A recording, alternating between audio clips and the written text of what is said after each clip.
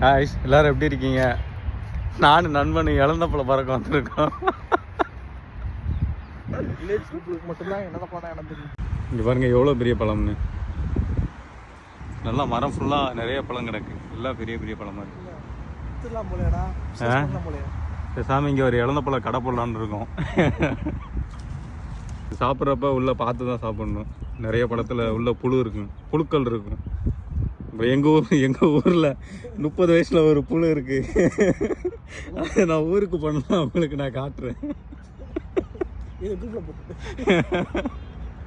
நல்லா இருக்காப்ல. எப்போ பறிக்கிறது? இங்கே பாருங்க எவ்வளோ பழம் இருக்குது. எல்லாம் பெரிய பழம். யாருமே சாப்பிட மாட்டாங்க, அதனால தான் இவ்வளோ கிடக்கு. நன்மை பறிச்சுக்கிட்டு இருக்கான். பழமா பார்த்து பறி. முள்ளு பார்ப்போம். முள்ளாக தான் இருக்கும், பார்த்து பறி.